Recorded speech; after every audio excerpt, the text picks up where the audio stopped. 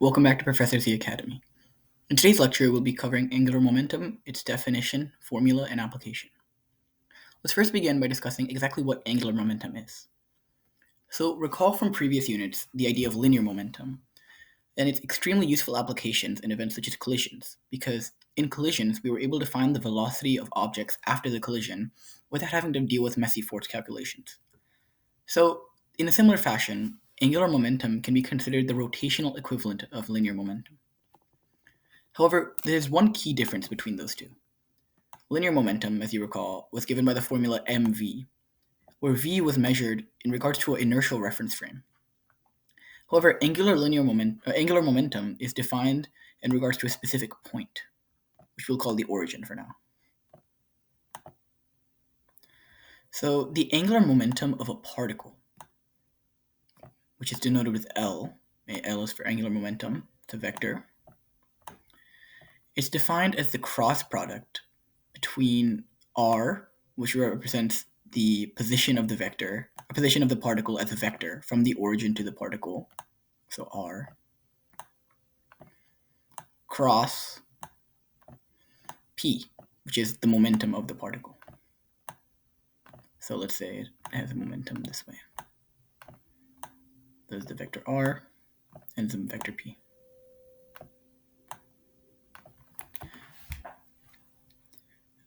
So this is a cross product, which means that the angular momentum is going to be perpendicular to the plane of both the origin and the angular momentum, and the linear momentum. Now recall that again, p can be written as mv, or as a vector form, m times the vector v. So in a similar fashion, we can expand this cross product to be the scalar m multiplied by the cross product of the vectors r and v.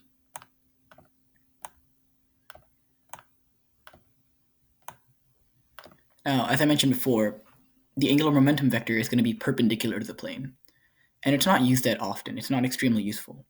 So what we instead opt to use is magnitude, which of course is given by the formula rp sine theta, where theta is going to be the angle between the r vector and the momentum vector. And here it's going to be theta. Of course, we can again expand p and write it as mrv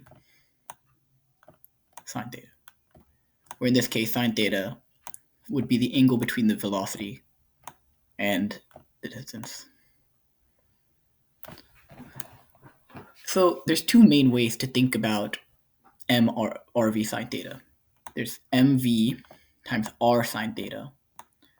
And what r sine theta would represent in this case is the distance as the perpendicular lever arm to the particle and the origin. So in this case, r sine theta would be this. This would be r sine theta, which we can denote with an r perpendicular. Or we could take it as mrv sine theta,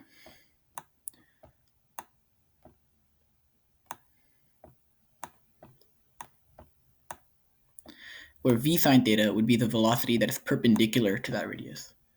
So let me redraw this because the diagram's getting a little messy. This is the origin, this is the particle. This would be r. And let's say it's going in this velocity. In this case, v sine theta would be this vector here, which we can denote with the v perpendicular. So to recap, this can be the formula for the value of angular momentum can be thought of as mv r perpendicular, or it can be written as mr v perpendicular. Okay, let's try an example problem. In figure 11-42, a 0.4 kilogram ball is shot directly upwards with the initial speed of 40 meters per second. What is its angular momentum about p, 20 meters horizontally from the launch point, when the ball is A at maximum height and B halfway back to the ground. And we'll ignore C and D for now. Okay, so let's talk about this. When the ball is at maximum height, recall that the velocity of the ball at this point, the instantaneous velocity, is going to be 0. So let's draw this diagram out. Here's the ball, the path it took, and this is point P. So the distance, let's call that R. This is angle. Sorry, this one.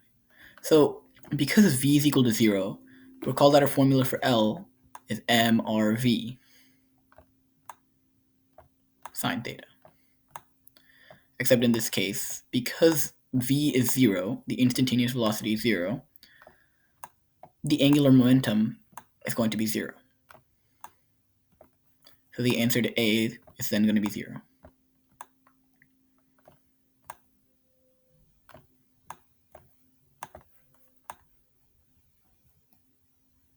Okay. Now for part B, when it's halfway back to the ground,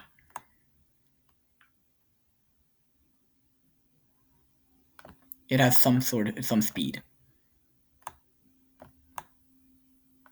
And this is 2 meters away. And this is some distance that we need to find away. And this is R. So what we need to find here is we need to find the distance that the ball is and away from the ground, and we need to find the speed that it's currently going at. And the great thing is that both of those things are actually related if we use conservation of energy. So what we can say is that it starts off with half mv squared, so in this case 40 squared. So we need to find how tall it is, or how high up it goes, and then halve that, because it says it's halfway back to the ground. So when it reaches the peak, it'll have purely potential energy, which can be written as mgh. The mass of the ball can be canceled out. Assume g to be 10. H is then thus given as 1600 by 20, roughly 80, if my calculation was right. That was mental, so forgive me if I made a mistake. And let's just double check that. 40 by 2, 20, 2 times 40, yes, 80 meters. So that means the value of x here is going to be 40 meters because it's halfway up.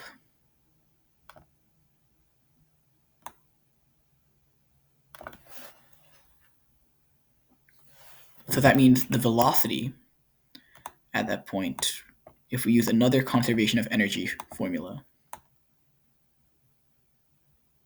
let's get rid of this.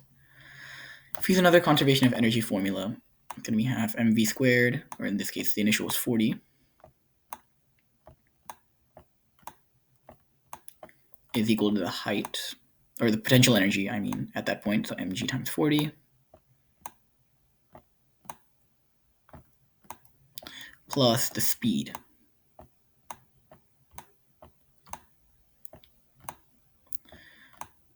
So once again, we can cancel out the m's. This is going to be 400 because g is 10. And this is 800 because 1600 times half. Then that means that v squared is equal to 2 times 800 minus 400. So v squared is equal to 800, giving us v is equal to square root 1800.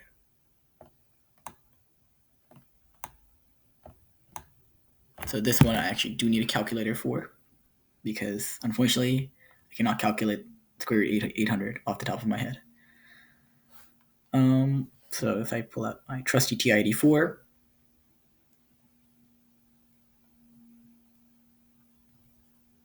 that gives us a value of roughly 28. Let's call that 28.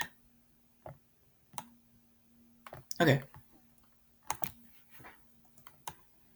Just erase all our work. So we got v is equal to 28. So now what can we do? Well, we found that, let's say, called this angle theta. the formula of mRv sine theta. And you might be saying, why don't we solve for r here, 40 and 2, square root, use Pythagorean theorem? But there's a much smarter way to go about this. And actually, I made a slight error because there's no reason to find the 40 in the first place. Whatever the height is, if we want to find r sine theta in this triangle, it's just going to be 2. So this is the perpendicular lever arm.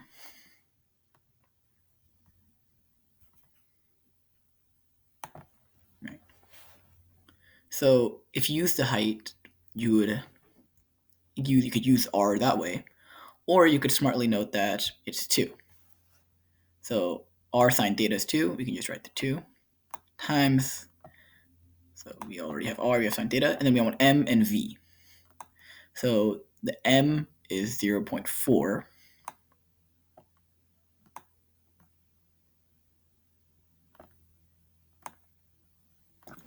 times phi, which is, as we calculated, roughly 28. Thus, that gives us a value of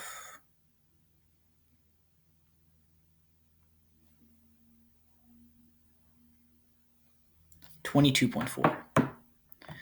And the units for angular momentum aren't extremely important, but if you want to know, it's kg m squared by s. Okay, let's move on. So we just calculated the angular momentum in regards to a particle. Now you might be asking, what is the angular momentum of a system of particles? Well, luckily, the total L can be written as the sum, or sigma in this case, of each individual angular momentum, which I'll denote with a smaller l. What that means is if I have multiple particles, I can just find the angular momentum of each of them, and I'll say this is the origin, and add them up, and that will be the total angular momentum of the system. Now, what about for a rigid body, meaning a solid object? Like, let's say that I have a solid object around some axis, and it's rotating with omega. Well, what we can do here is, let's take a very small piece right here. Let's take a minuscule particle, and let's call that small l. What can we do? We can find the angular momentum of that extremely tiny particle. So the mass, it's so small that it doesn't even deserve to be called m. Let's denote that with dm.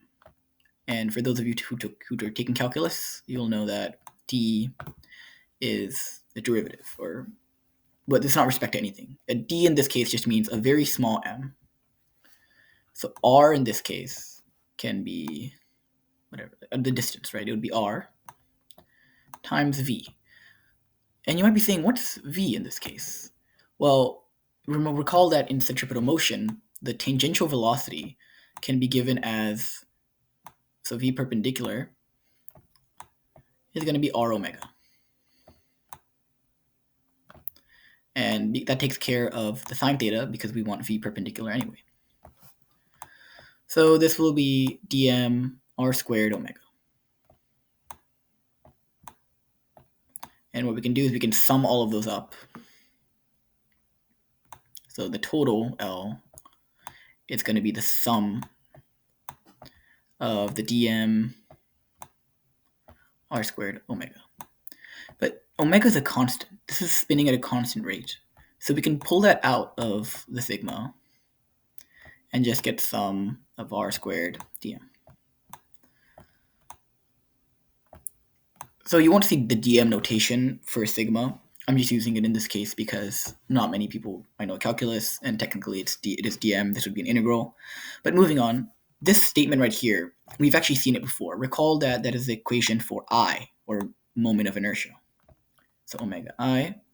Thus, the moment of inertia, the angular momentum of a rigid body can be given with I omega.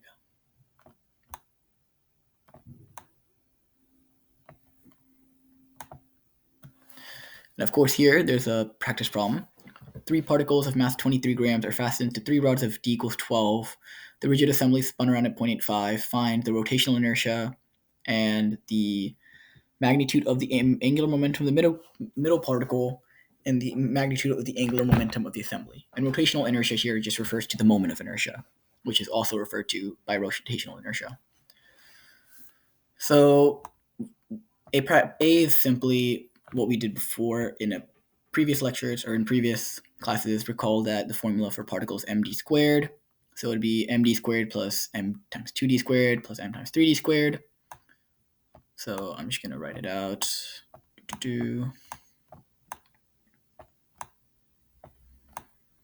If you're unclear on where I'm getting these values from, look back at moment of inertia chapter. And this gives us a value of 14 md squared. And I'm not putting in the values yet because it's annoying. And I don't want to pull out my calculator. The magnitude of the angular momentum of the middle particle. So let's use we could use MRV, or we could also use I omega here. So what's the I of just the middle particle? It's going to be 4 md squared.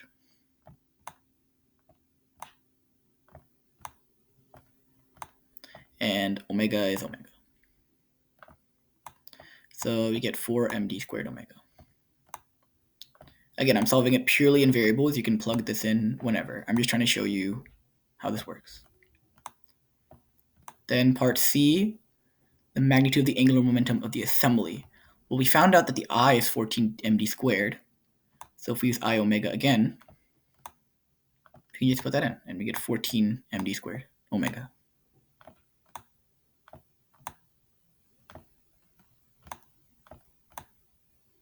Okay. Now, recall that in a previous lecture or class, that Newton's second law, the net force, can be written as the change in momentum over change in time. And for those of you who know calculus, this is further written as dp by dt, derivative of momentum with respect to time. Well, with angular momentum, we can have a rotational equivalent of Newton's second law. And we can say that the net torque, denoted by tau, is equal to the change in angular momentum with respect to time, change over change in time. And again, calculus-wise, it would be dl by dt. So the proof that the derivative of L with respect to time is equal to the net torque is left as an exercise to the viewer, in case you're interested. But in case you do want to prove it, one helpful tip is that torque can be written as the cross product of R and F. And that'll be useful for when you're taking the derivative of L. But we will not be going to that proof here. Okay. And now this is single-handedly the most important aspect of angular momentum, and that is conservation of angular momentum. So recall that for linear momentum, without an external force, the linear momentum of a system was conserved. In a similar fashion, we can then say that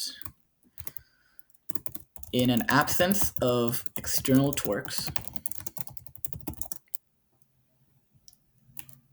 total angular momentum of the system is constant. Or in other words, the initial angular momentum is equal to the final angular momentum. And we can get that also using Newton's second law, or the angular momentum version of that, which was dl by dt is equal to torque. If there's an absence of external torque, that means that the torque net is 0, which means that dl by dt is 0. The change in angular momentum over change in time is 0, therefore it's not changing, so it's a constant. So here's a practice problem. A Texas cockroach of mass 0.17 runs counterclockwise around the rim of a lazy Susan, which is a circular disk mounted on a vertical axle that has a radius 15 centimeters, which I'll just denote with r, a rotational inertia given, so I, and frictionless bearing, so friction does not matter.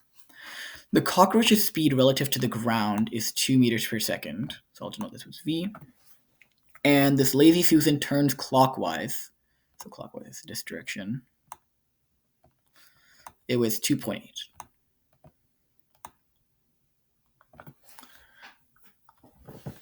And part A is when the cockroach stops. So let's start solving this problem. What is the angular speed of the lazy Susan after the cockroach spot stops? So what we can say here is that using conservation of momentum, or angular momentum, we can find the angular speed of the system, right? So because they're moving together. So we need to find the initial angular momentum. So let's take this relative to our center point. We find that the angular momentum of the disk is given as I omega, because I omega was the formula we discussed. But then for the cockroach, we could use MRV, and because the V is tangential, sine theta is going to be 1. But what's important to note here is that the cockroach is running counterclockwise around the lazy Susan, while the disk is rotating clockwise. Direction is extremely important when it comes to momentum problems. As we see in linear momentum, when things are going in opposite directions, you have that you would put negative V instead of V. So it's not plus MRV, it would actually be minus MRV. And that's because they're going in opposite directions. Then at the end, they're moving together. So we can say a new I, let's call it IF, omega F. So how do we find IF exactly? Well, if they're moving together, we can consider them a rigid object, quote unquote. So we can just sum up their initial moment, their moment of inertias individually. So the moment of inertia of the cockroach would be, and also, let's make sure that the cockroach is on the edge. Yes, it's on the rim. So that's why these R's are the same.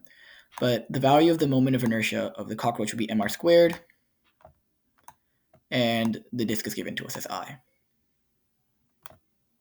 IF.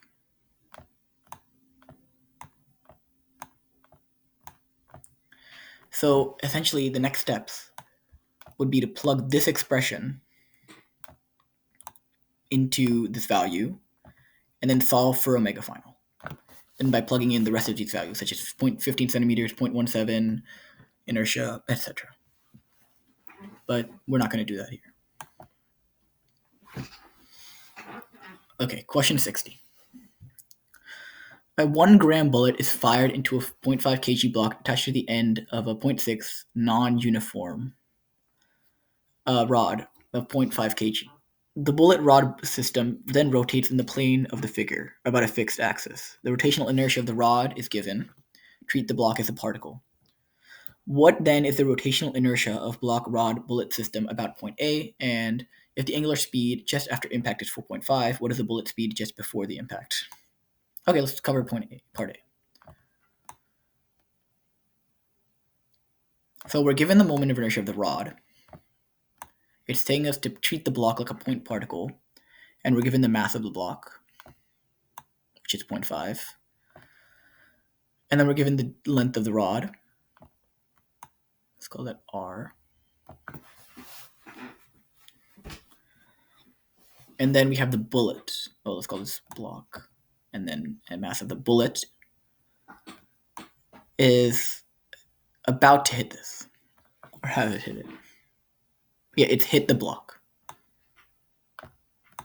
So these can be treated as a rigid object, which means that we can sum up the moment of inertia of each of these objects and get the total for the entire system. So it's just going to be I plus m block r squared plus mbr squared.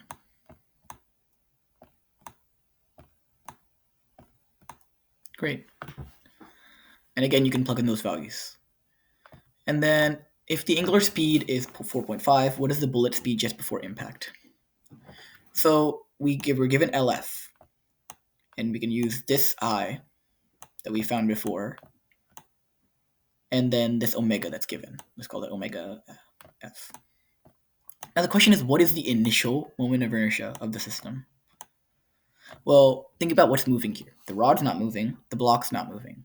The only thing that's moving is the bullet, and therefore that's the only thing that contributes to the total angular momentum of the system.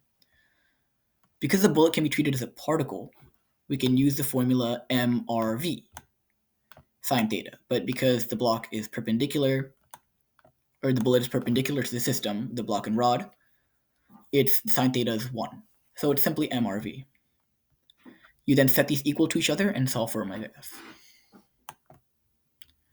Now let's discuss some AP FRQs.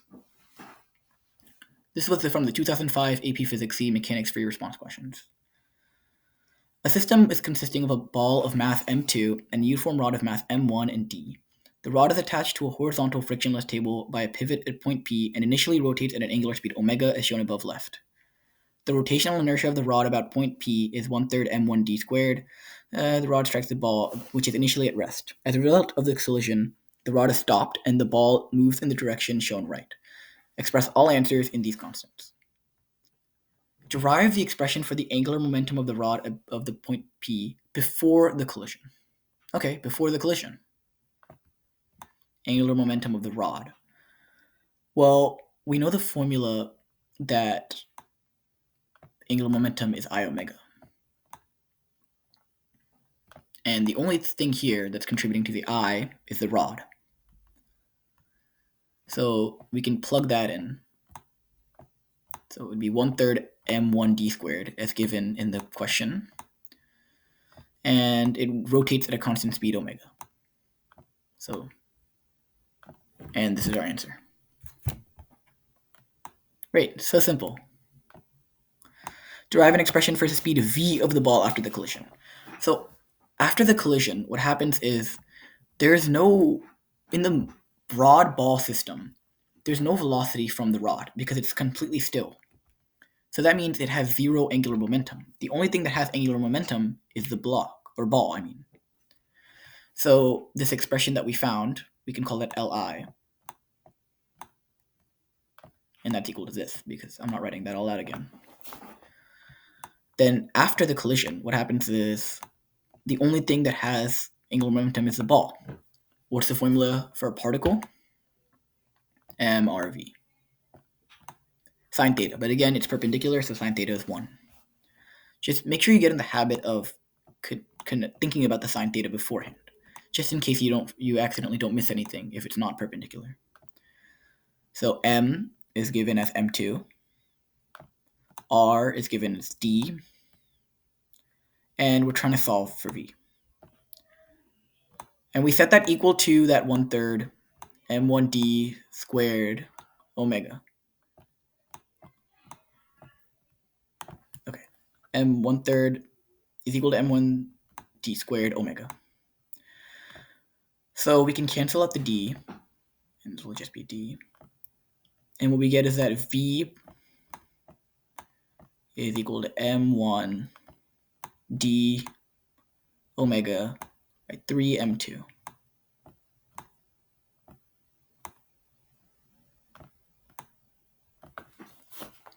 Okay. Moving on to part C.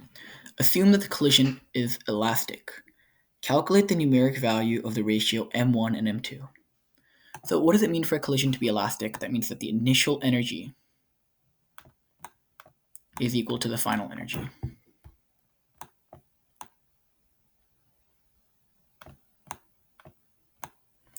So what's the initial energy? Well, the energy for a rotational system is given as I omega squared, because the only thing contributing to energy is the rod. Then the final energy is just going to be from the particle. So half m2 v squared. Thus, what you're expected to do is to take these values of I, we know that the I is 1/3 m1d squared. We know omega, and what you're expected to do is take this value of v that we found here and plug that into this expression right here as v. And then you solve for the ratio m1, m2, which is algebra, and therefore we're going to skip it. Question D. A new ball again with the same mass m1 is the rod is placed at a distance x from the pivot. Assuming the collision is elastic, for what value of x will the rod stop moving after hitting the ball? Okay, there's another conservation of angular momentum problem. So the initial angular momentum in this case is given as 1/3 m1d squared.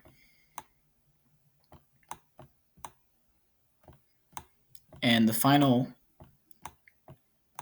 is given as m1 xv.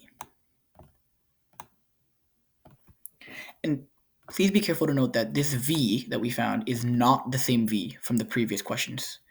Why? Because it's a different mass, and therefore, even though all the energy is still conserved, it has a different mass and therefore a different velocity. So we set these two equal to each other as our conservation of angular momentum statement, and that's going to be our first equation.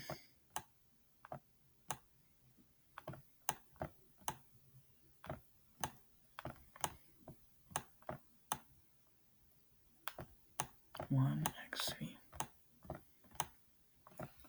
Then for our second conservation statement, we know that the energy is conserved because it says that the collision is elastic.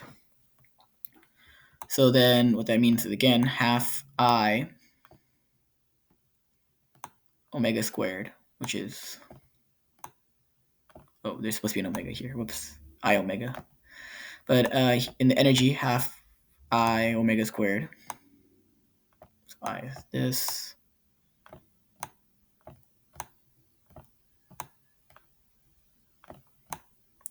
Is equal to half m1 v squared.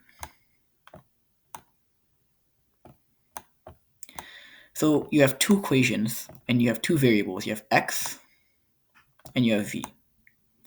Thus, that is sufficient information to solve for x. So what you want to do is solve for v and then plug that into the expression, into this first expression. So you could either solve for v from the second expression and plug that into the first, or you could take another route to solve for x. And that's just pure algebra, so it'll be left as an exercise to the viewer. Okay, this question is from the 2016, and we're only going to be doing A, B, and C because D and E and F are not relevant. Never mind. That's a different question. So a uniform rod of length D has one edge fixed to the central axis of a horizontal frictionless circular platform of radius r equals 2d. Fixed at the other end of the rod is an ideal spring of negligible mass to which a block is attached. The block is set in frictionless groove so that it can only move along a radius of the platform as shown in figure 1 above. The equilibrium length of the spring is d by 2. Below is a table showing the mass of the block and the masses of rotational inertias of the rod and platform. A motor begins to slowly rotate the platform counterclockwise as viewed from above until the platform reaches a constant angular speed omega. Under these conditions, the spring has stretched by an additional length d by 2 as shown in figure 2. Answer the following questions. A. Derive an expression for the spring constant of a spring. So this is unrelated to angular momentum, but in case you're wondering, what you need to do is that the spring force kx, or in this case, k times d by 2, where x is the distance of the spring's extension from the rest length, is going to be equal to the centripetal force required to keep the block spinning in that omega, which is given as m omega squared r, or r in this case being 2d, because it's spinning at the edge. And then you solve for k, which can be done pretty quickly, so I'll just do it now. And you get 4m omega squared.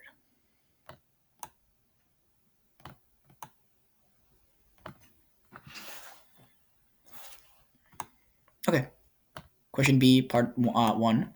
Determine expression for the rotational inertia of the block around the axis of the platform. Well, the formula for a particle, or a block in this case, because we're going to treat the block like a particle, is simply mr squared. And r is given as 2d. So we plug that in, and we get 4md squared. Part 2. Derive an expression for the rotational inertia of the entire system about the axis of the platform. Well, it's given that the rod is mr d squared by 3, but please note, mr is equal to 3m. So we have to plug that in, and we get 3m d squared by 3. The platform is mp r squared by 2, but again, mp is 5m, so we have to plug that in. And r is 2d, as given up here. So we have to plug that in as well.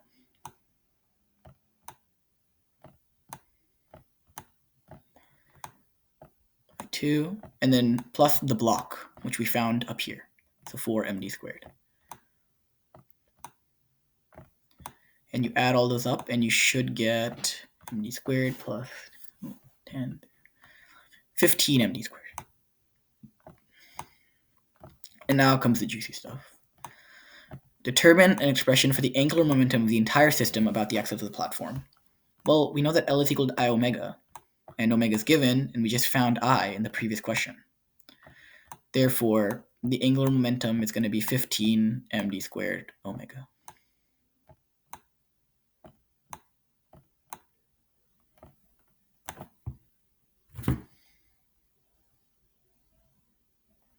Okay.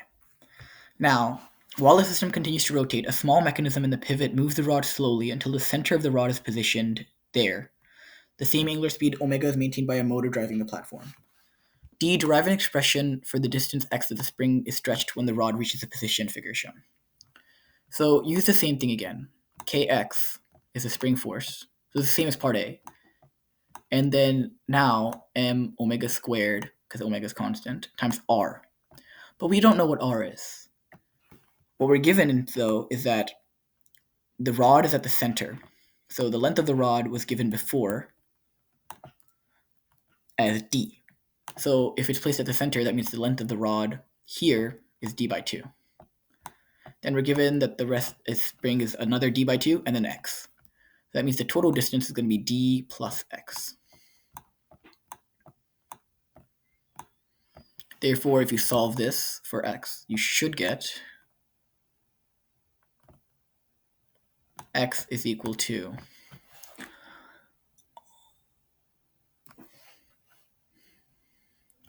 m omega squared d over k minus m omega squared.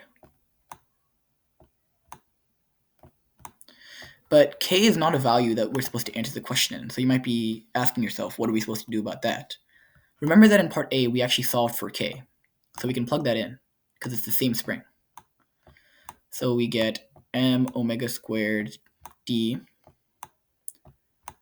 and k we got as 4m omega squared, so the denominator is going to be 3m omega squared.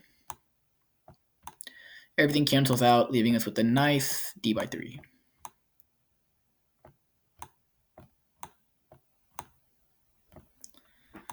E. Is the angular momentum of the entire system increasing, decreasing, or staying the same? So angular momentum is given as I omega. Omega is constant, given. I, in this case, is going to be the moment of inertia of the platform and everything that's spinning, so let's call that I-O. And that's not really changing. But then we have the moment of inertia of the block, which is given as md squared, where d is the distance from the center to the block, not the other d. Sorry for the confusion. I can change this to x. So we see here that the block is getting closer. Therefore, d is decreasing, which means I is decreasing because I-O is constant. And if I is increasing, that means L, or angular momentum, is also decreasing. So the answer is decreasing for the answer I just told you. In order to keep the system rotating with constant angular speed omega I, is the motor doing positive work, negative work, or no work? So work is equal to the change in energy, or energy final minus energy initial. So an energy in this case is going to be half I omega squared. So what we notice here is that the I is actually getting smaller because, as we notice, the beat block is getting closer together. So if the final energy is smaller because the I is smaller, that means that this work is actually going to be negative.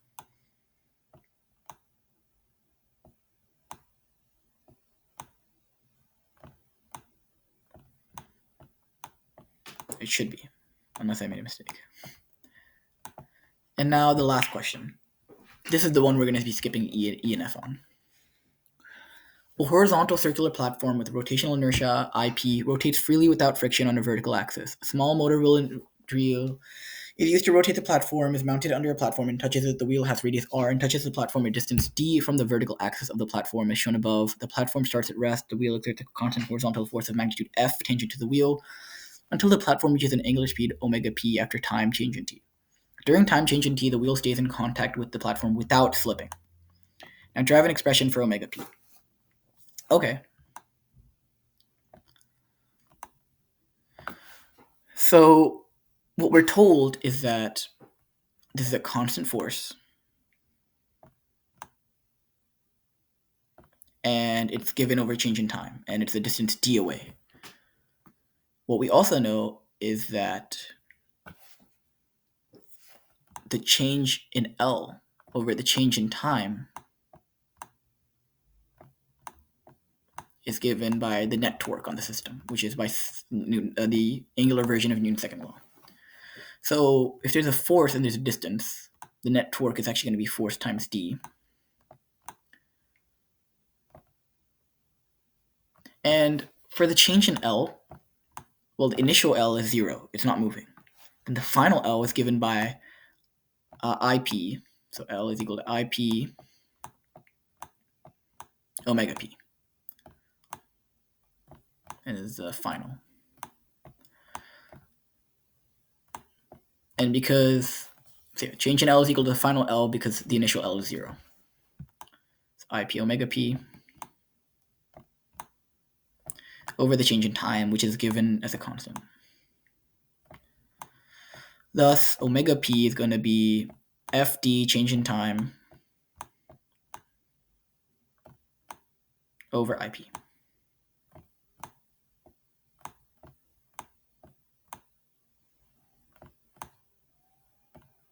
Okay. Now, the kinetic energy of the platform at the moment it reaches angular speed omega p. Well, energy is just given as a half I omega squared. So I p omega p squared. But we can't answer in terms of omega p. So what you're expected to do is plug this into your expression here and just expand it out. We'll be skipping those steps for now. Derive an expression for the angular speed of omega w for the wheel when the platform has reached an angular speed omega p. So what does that mean? Well, because the wheel is spinning without slipping, what that means is that the linear velocity here at the edge, they're both going at the same linear velocity. Why? Because if they weren't, they'd be slipping, right? Think about it. If one was moving faster than the other, it would be slipping because it's going faster. And relative to this, there's some motion going on relative to the wheel. Thus, we need to find the linear velocity in terms of both the big wheel and the little wheel. So we know that linear velocity or tangential velocity is equal to r omega. So what we can say is that d omega p is equal to small r omega f, or omega w, sorry. Therefore, omega w is equal to d by r times omega p. Which makes sense, because d is much larger than r, and it should be spinning faster.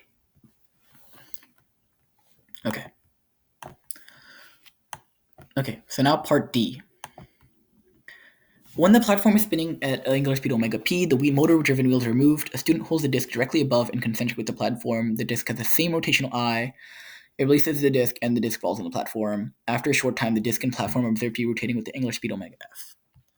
Derive an expression for omega f. So this is another conservation of angular momentum problem. So initially, in the system, let's consider the system of both discs. One of the discs is moving at IP omega p, and the other disk is stationary, so plus 0.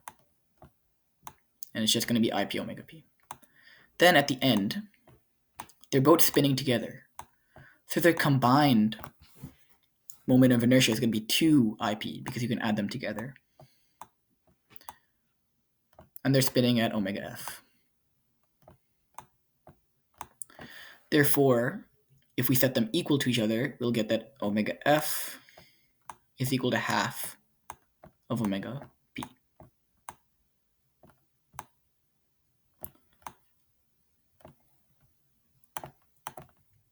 Okay. So thank you so much for watching this episode. If you want me to make more of these kinds of things, please comment below or just tell me. Comment down if you have any questions or inquiries. And yeah, thanks for watching. See you guys next time.